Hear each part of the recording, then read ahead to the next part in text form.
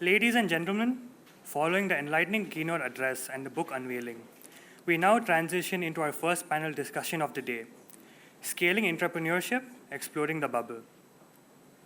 Entrepreneurship is now being recognized as a powerful driver for innovation within organizations. However, its potential is often limited to a select few individuals or teams. This panel will discuss how to expand entrepreneurship from a small, exclusive initiative to a widespread cultural practice and a long-term way of life. I now invite the first panel speaker for the day, Mr. Manoj Nair, to come up on stage.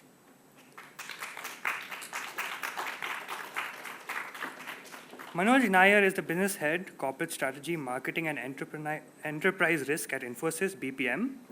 Over the last 25 years, Manoj has played various roles across organizations like Coca-Cola, GE, ICICI, and AXA. Manoj has a Shivning Gurukul Scholar at the London School of Economics in 2008. Welcome to the panel, Mr. Manoj. I now invite our second speaker, Ms. Jyoti Pahad Singh, to come up on stage.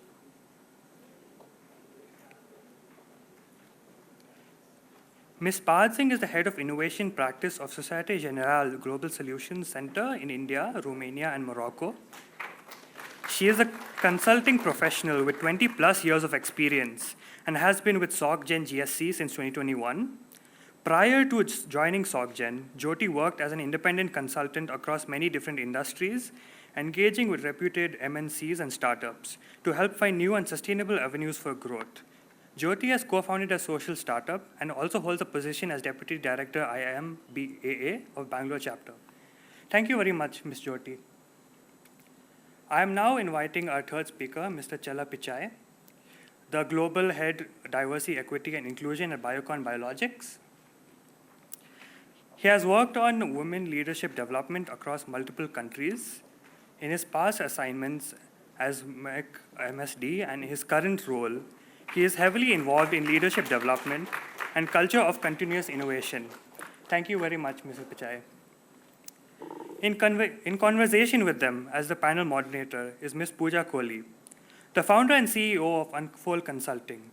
With a human resource career spanning over 25 years in corporate leadership consulting roles, Pooja is passionately driving the conversation on the role of culture in shaping the future of organizations through Unfold and its portfolio. She evangelized the Entrepreneurship Conclave in 2017 as an idea to inspire organizations to embrace diversity of thinking and nurture innovative and inclusive cultures. She is a champion of women's careers and lends her time and expertise both professionally and personally to mentor women. She has extended herself to industry bodies and networks to lead change to diverse and equitable practices. Over to you, Pooja. Thank you. Thank you. So I know we've had a fairly loaded first part of the day. But I think those were also very interesting meanderings because you're zooming in philosophically and looking at entrepreneurship at a bird's eye view, right? Now we sort of zoom into the reality of organizations where you all are working professionals. Over the last 5 editions, I think we've laid the business case for entrepreneurship, and we didn't want to really get into why entrepreneurship is important. There is a reason why we've sort of named the panel in terms of, scaling entrepreneurship, exploding the bubble.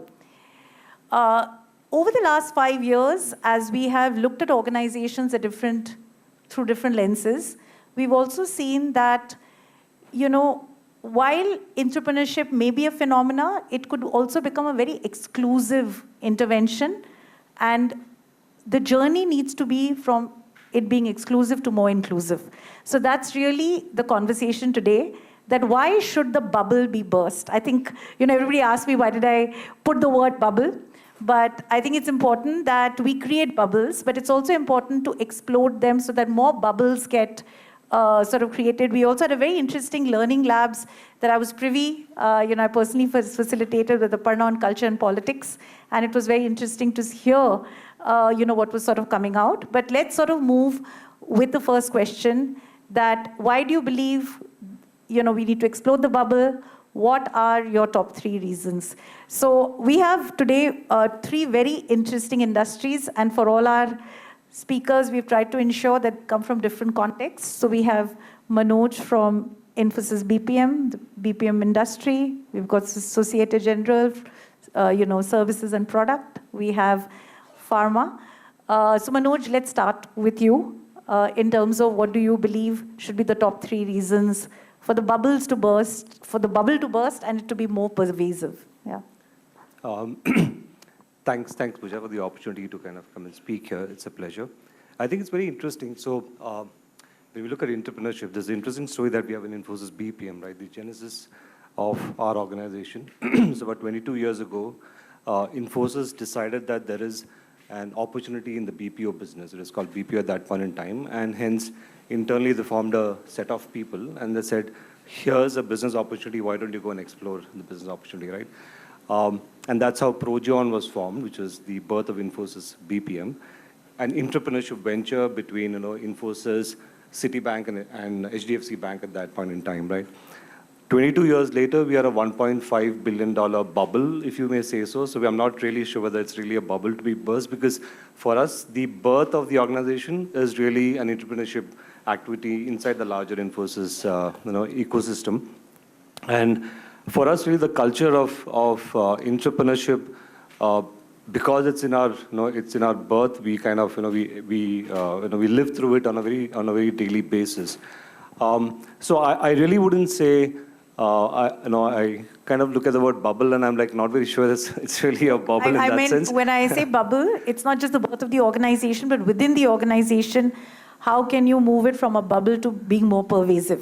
The culture to be more pervasive. Right. So that's what I said. So I think for us, because of the birth of an organization being an entrepreneurship, we really don't think of entrepreneurship or innovation ideas as bubbles. It's part of our genetic makeup, right? So that's a history of where we come as an organization. Fair. Yeah, Jyoti. Yeah. Thanks, Manoj. So I think for us it's a two-way view. I mean, if you start looking at the sector that we belong to, the banking and financial services, and most of the people would see that so much is happening outside in the sector. Entrepreneurship is very required, and that can be met when you're trying to be having that kind of a mindset. Because for me, it's not just me, the organization or the sector believes in this mindset, the entrepreneurship mindset, that while you're working day in, day out, you need to have that kind of a view. That said, being a regulated setup, we do not like disruption, right? So how do you kind of balance that entire thing? It is very important that we keep nurturing our workforce to be entrepreneurial. We give them that kind of a base. Yes, that bubble has been burst. It's been almost, the very first internal startup that we had set up just in our organization, which is the GSE in India, was 2017, where we said, start thinking about what are the kind of new products or new innovation stuff which can come to either elevate the kind of services that we are giving to our customers, or just roll it up as a new product and take it to the market, right? The intention has always been that try this out, make it to the masses. As the team grows, how do we do it? But yes, the guardrails are so tight that we are always on the fine line as to how to encourage, how to innovate, and yet keep that mindset live, active, and nurturing. Yeah, and I think Mr. R. Gopalakrishnan brought in something about discipline and creativity, right? And I think as organizations, and for Biocon, while it's a founder story, founder-driven story, entrepreneurial, Biocon Biologics is the R&D arm of Biocon. Again, with its processes, protocols, how do you still manage to be entrepreneurial?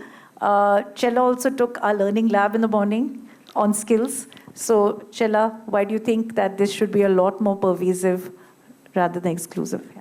Yeah, for every successful bosses, the team is at the front. So it is Naveen Narayan, I'm sitting in the front. So you delegated to me. You told me that I will not be coming and you replaced, but you didn't tell me the topic. I'm under pressure because some of you heard me from morning 2 sessions, so I have to say something which you have not heard in the morning.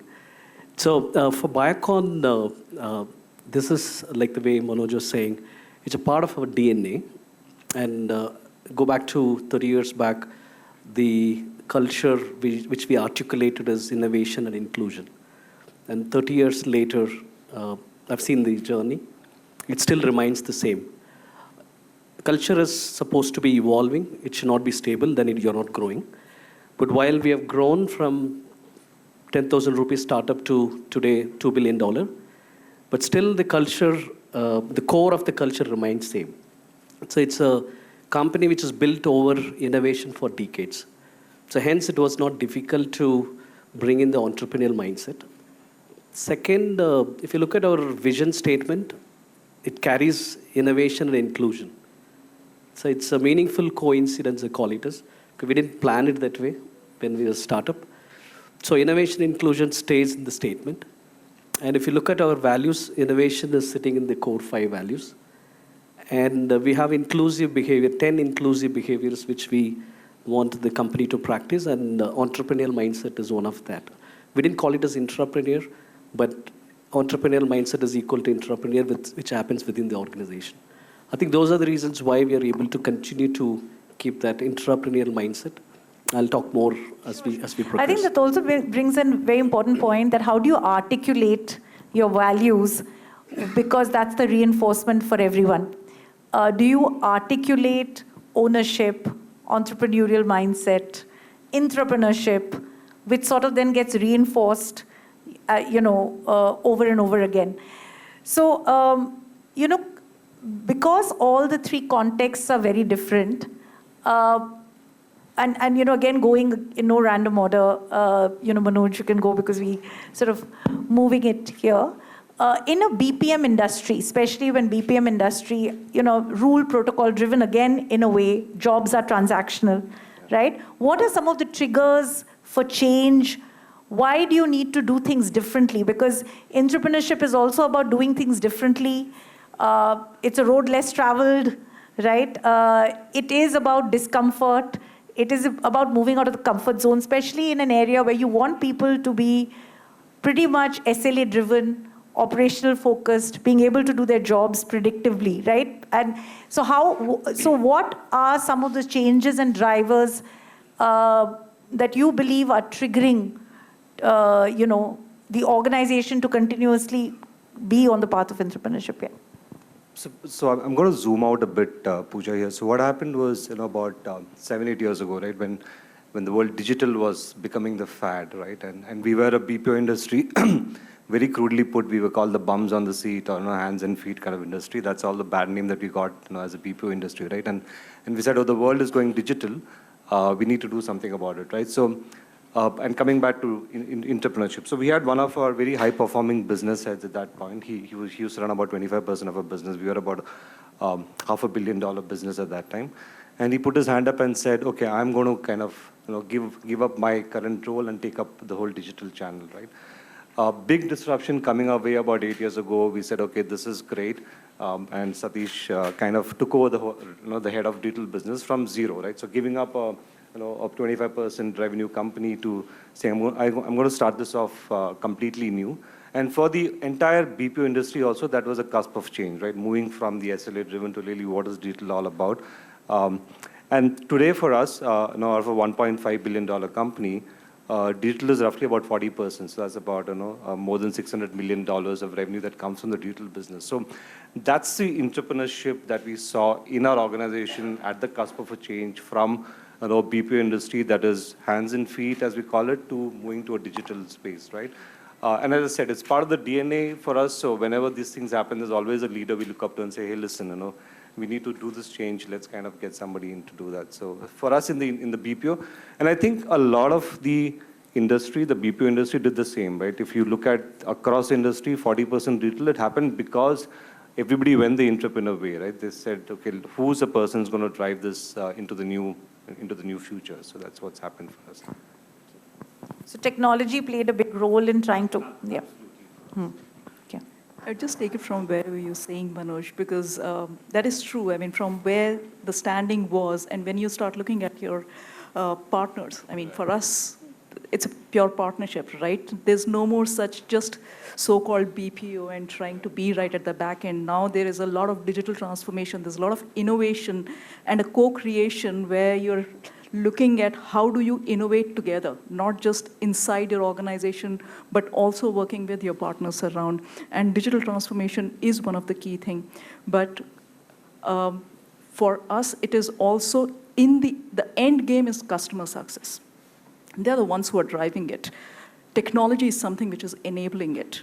These two are moving so fast that regulators are also pinching us. So no matter what, things are moving so fast that to keep breathing, if you're not innovating, if you're not transforming, if you're not keeping up the pace, it is going to be tough. Which means that this whole thing, this whole fostering of innovative mind, that in this VUCA world, how are we preparing our workforce, that whole mindset, that it goes to the last mile, it might start from the top down, make sure that there is a safe zone, but let's experiment. So what is the secret sauce? How do you do it? And we heard as organizations scale, Yes. right? And I think there was an interesting question Mr. R. Gopalakrishnan also posed to Chella in a session that we just did, that yes, a founder set up the organization. Yes. But today, you know, when the organization is so large, how do you do it? How do you replicate it? I would say replication, exactly at that point of time. There is no one cookie cutter formula. It is just not going to work. I think Mr. Gopalakrishnan really, ticked all those points by saying you will need to find some of your own sources. But some things which did work, because these are multiple data points that we worked on, and those would be to make sure that there are certain communities where there are certain labs where people can experiment. There is a safety zone where you do celebrate success as well as failures that you did attempt, not just focusing on the ideation. When you are looking at idea, you're saying that, okay, I'm nurturing your thinking process. It doesn't matter, I will still appreciate you, but nurture your thinking process. It may or may not become an idea, a product. Not everything should be a product. But more than that, can you collaborate? Or are you working in silo? The minute we think about that everything is silo, there it is not safe. I am competing with my colleague sitting in some other department. That is where the culture will start collapsing. I mean, it's a known term, culture eats strategy for breakfast, which is true in these kind of cases. So culture, I would say, is the foundation. We need to keep adding more and more vehicles, channels for people to be able to interact internally and not really ignore the external ecosystem. Unless they really work along with the external ecosystem, their whole thinking process expands, and they're able to bring those kind of thinking process as well as doing those mindset and working on it internally. Thank you, Jyoti. It's always a pleasure when culture gets endorsed by those who are not in HR. I think he mentioned about that little HR story of that person who came up with the idea to recognize failures. But it's very refreshing, and I think in our entrepreneurship conclave, we go out of our way to try and ensure that we have more business representation, because unless businesses don't own culture, it can't really be, it's not a department, right? It has to move, the language has to move beyond. So it was very refreshing. I would just add to this that for us, when the innovation aspect happens, it is not limited to tech teams. Right. So we are looking at tech, business processes. So starting from even the audit and the compliance teams to the finance and HR teams, everybody participates in the innovation. That's great. Yeah, because the more you spread it cross-functionally, I think empathy for what one is trying to do becomes higher. The more you silo it, and that's why I use the word bubble, that how do you really explode that bubble? Thank you so much. Chella, I know you're coming from a space of inclusion, and the whole journey, as we are talking, is about inclusion, but I also want to bring in the whole skilling aspect so that you can sort of lay some light that, entrepreneurship, one can be born entrepreneurial or entrepreneurial, but one can be also nurtured and groomed as an entrepreneur. There are a lot of people who sit on the fence, right? And those who are bold risk takers will anyway find the way. They don't need help, right? They will navigate, they will do what they have to. But what about those who are on the fence? So how do we move them from that fence? And what are your perspectives? What is the secret sauce? Yeah. Yeah, I think all of us are entrepreneurs in a way, right? So I think Gopal Krishna was talking about new mom is an entrepreneur in many ways, enterprising in the thought process. Where we step back is there are a lot of things which we can't afford to. Like one is investment. If you are given an opportunity to fund many ideas, probably a lot of entrepreneurs will come out. So one is the investment. Second is the fear of losing. And if people are trained on that, probably we will see more entrepreneurs. But the best way to do is to create an environment where you nurture entrepreneurship mindset. I think that's what Kiran has done for Biocon, where I was telling this morning with the Learning Lab. That's a startup. The vision was shared. None of us felt that it is Kiran's vision. We are working for her. We all felt that we are all together in what we want to create. Unfortunately, 30 years back, I was there to see what was one of the first 50 employees. So the vision she articulated, and we absorbed that, and then we were working for it. And later, when I rejoined, I'm able to see this was thought much earlier. So the visionary leadership is one. But where visionary leaders make a mistake is they keep it to themselves. They instruct people to follow. Rather, if you're sharing the vision and making people part of it, it worked. So one of the secret sauce for specifically Biocon is create a lot of entrepreneurs, though they didn't have shares, though they didn't invest, but the feeling was same.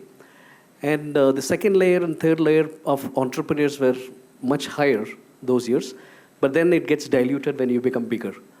So somebody asked this question in the morning as well to say, how do you overcome this? The way we are looking at is creating the same startup mindset within functions, within multiple departments in pockets. So then what happens, you adopt the same model in a smaller manner and keep considering each function as an organization by itself. So how do you create multiple organizations within an organization with an entrepreneurial mindset, which enables more entrepreneurs to come out? Okay, thank you. That was a very interesting example. One is a shared vision, and then how do you create structures around that shared vision so that as the organization grows, the vision is still shared and it doesn't get diluted. So you have to create some sort of a process, some sort of a structure, practice around it so that it doesn't really dilute over time. Thank you. But it's not a perfect world, and entrepreneurship is a hard journey. And there are business models, there are different constraints of regulation, compliance, etc. So how do we, what are some of the derailers that you believe, are there, and over a period of time they need to be mitigated, right? I mean, certain things you may not be able to change, but what do you see as observers? Because it's not a magic bullet that workforce will transform, the world will transform. So what do you see, or are some of the challenges or derailers for entrepreneurship, whether you've experienced it yourself or that you see as overall, as a role holder? Yeah. I think, so interestingly, what happened was this year when we formed a strategy for our organization, we're sitting together and said, okay, what's going to happen in the next 5 years? How do we define our future? And we realized that there are a couple of business lines that we're not a part of, right? So we said, okay, these are business lines. Let's build leaders who will actually take us into the future, right? And then we said, oh, this is entrepreneurship, and went to a CEO and said, oh, this is entrepreneurship. We said, that's a fancy word. We've been doing it for many years, right? So what is it all about, right? Net, what we've now done is that we've looking internally as an organization to identify leaders, and we went the Shark Tank way. We said, okay, here is the business idea.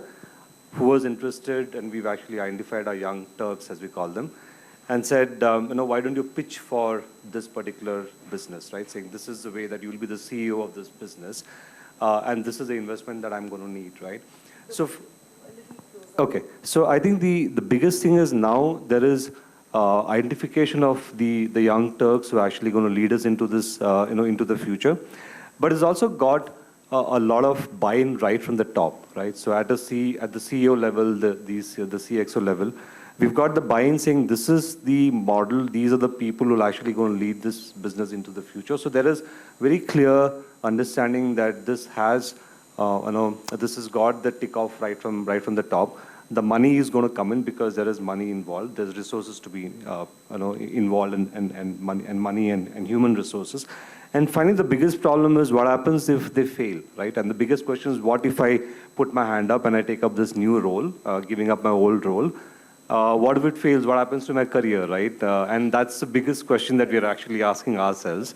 So we are kind of padding it up, guardrails with monetary benefits, saying that, okay, your career, and as Mr. R. Gopalakrishnan said, okay, if you're not negligent, if you don't screw up on your own, if you're not sleeping on the job, then that's fine. As an external business environments could derail it, but we're just putting guardrails around our strategy and our entrepreneurship. So that's what we're trying to do now.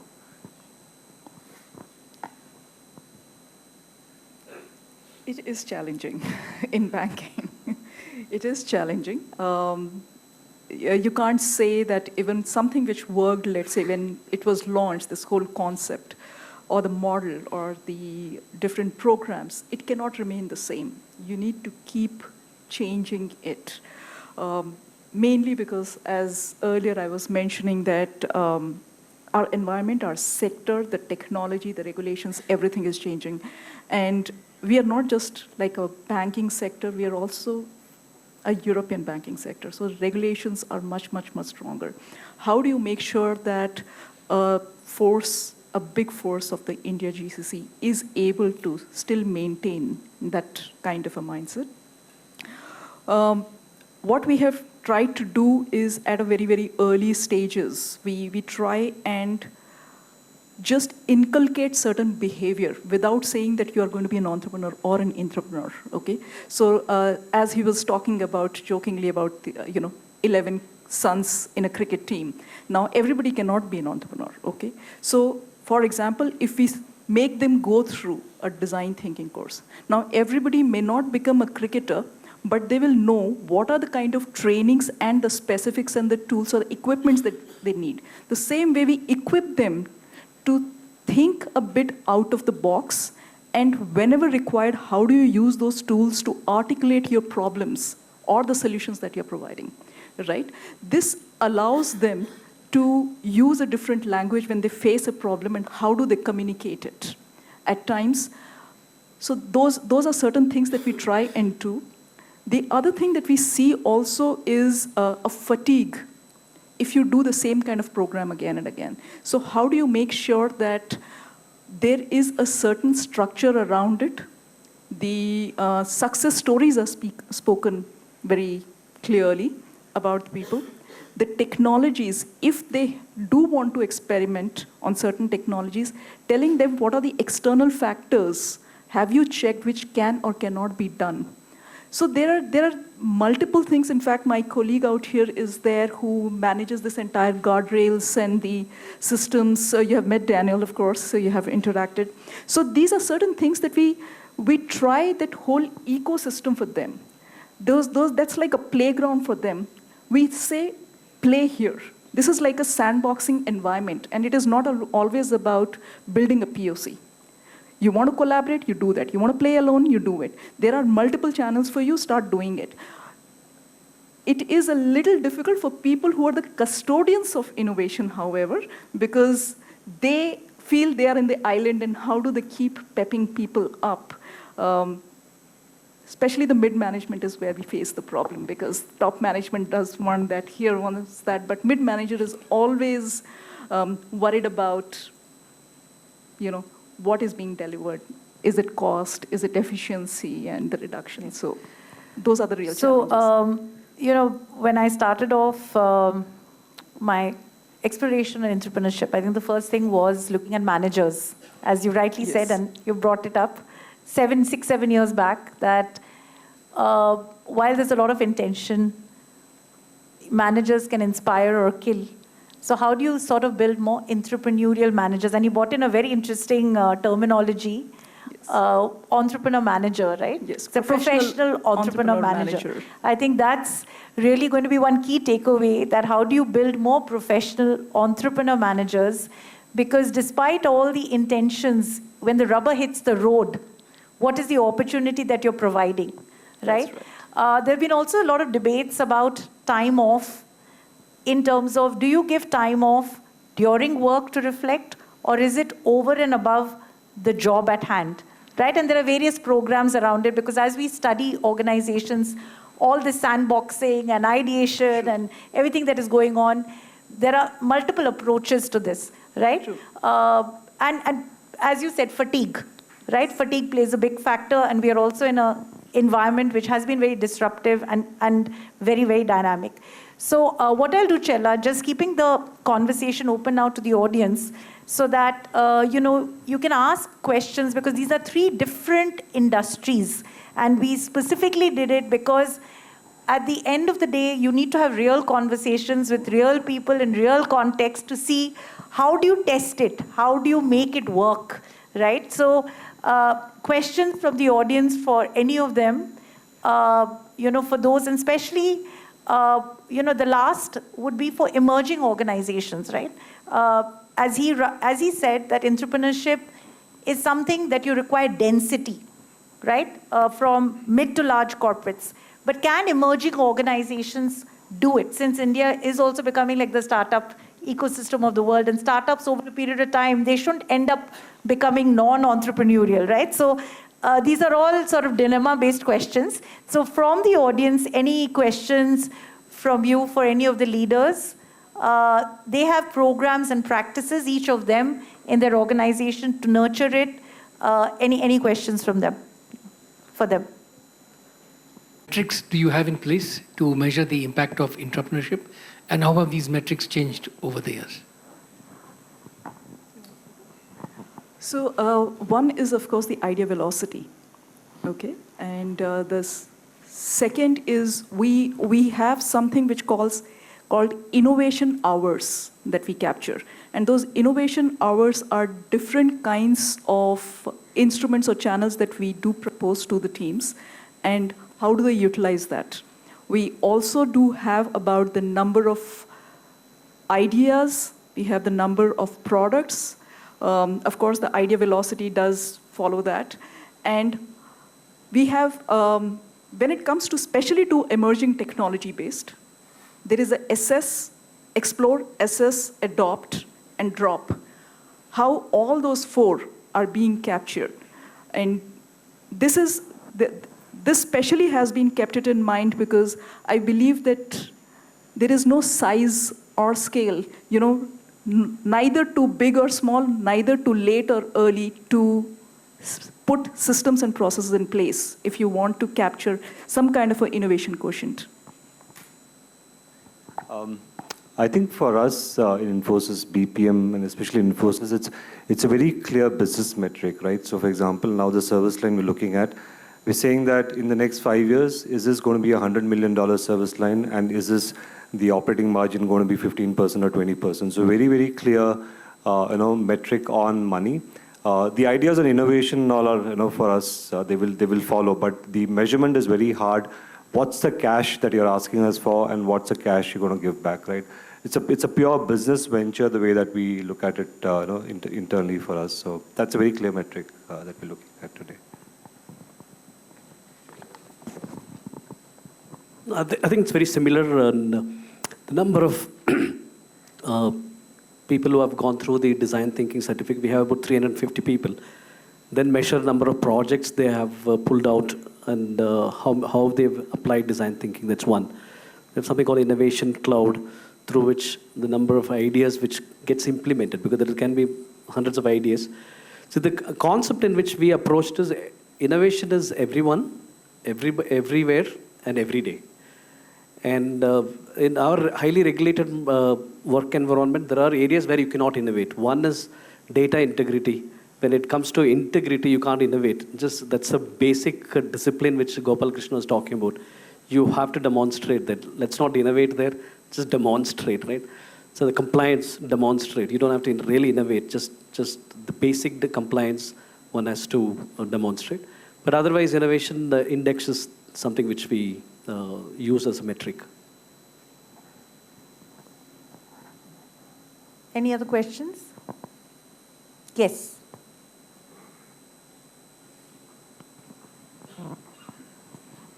So my question is that with respect to the entrepreneurship, definitely it is linked to the innovation. And one of the tools which is provided is providing a platform where the innovative ideas can be put, and then they get recognized. What are the other tools that are employed where it can aid towards bringing an innovative idea, which get followed into having that into a platform? So that's my question. Great. I'll start and then I'll give it to my co-panelist. See, innovation is only one aspect of entrepreneurial skills, right? So we are talking innovation because that's a starting point, and also sometimes it becomes the end point as well. But in between, there are a lot of other leadership skill is required. Like we spoke and we were together in the morning, the tag leadership I spoke, right? In terms of being transparent, authenticity, and being genuine. Empathy is an important skill to be an entrepreneur or an intrapreneur. And without empathy, even if you are able to achieve few things, the innovation fails or your entrepreneur's skill fails. Then the other important thing is also about being inclusive. Because without inclusion, the innovation fails. Inclusion fuels innovation. Because if otherwise it will be one person thinking and the rest of the people acknowledging somebody's thinking, right? We are wasting the rest of the brains. So the design thinking beautifully, that's why I keep talking about this, because it beautifully enables this, the 5 stages. Like once you empathize, without empathy, we spoke about example of BlackBerry to the smartphones. And all this innovation is successful only because there was lot of empathy from understanding the user experience, customer needs. So empathy is very important. And then of course, authenticity. And otherwise you cannot be an entrepreneur. Without inclusiveness, you can't be an entrepreneur. So a lot of other skills plays a very important role being an entrepreneur. Okay, we're almost out of time. Are there any last thoughts? They are around, so we'll have tea break and there's networking.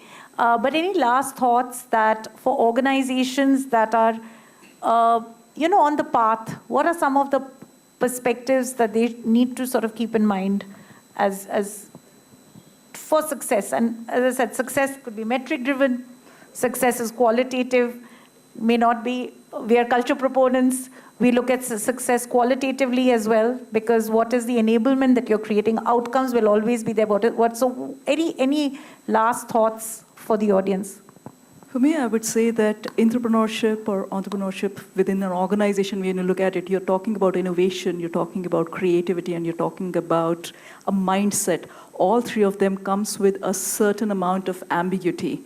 Okay, so do talk about that. Do take that into consideration other than the hard set tools and metrics, which means that you need to have resilience and some tenacity in exploring that, not just alone, but along with your ecosystem, internal and external. I think for us, and coming back to the topic of scaling entrepreneurship, most large organizations which have been, maybe at least 20 years and plus in the industry have got a culture of entrepreneurship, because all growth comes through entrepreneurship activities. And entrepreneurship can be defined differently, right? It's somebody going into a new country and opening up the country, right? That's entrepreneurship, right? So entrepreneurship is very much, alive and kicking in all large organizations. So, the bubble is not yet burst. Manoj is a big thing about the bubble. At least the bubble made for interesting conversation. Okay, last perspectives for you. So if you're a startup, dare to fail, dream to be successful. And if you're established in a bigger one, create whatever helped you when you're a startup. You can replicate that. This is the only place where Marshall Goldsmith, what brought you here won't take you there, will fail, because it works. If the framework had helped you to take you to next level, but don't apply it for the whole organization, take it in pockets and create more startups within the organization. Thank you. Thank you so much. We have a tea break. Thank you so much. We'll do a felicitation. I'd like to call upon Mr. Suman Sood. Ved, that's, sorry, don't want to take away from your script. Before we end the discussion, I would like to call on stage Mr. Sumant Sood to felicitate our speakers. Sumant has been the head of innovation of Titan for over a decade. He is now consulting with IFQM, Indian Foundation for Quality Management. Sumant is Unfold's entrepreneurship champion and a part of our governing council. He was also a jury across several categories of Vanguard Awards this year.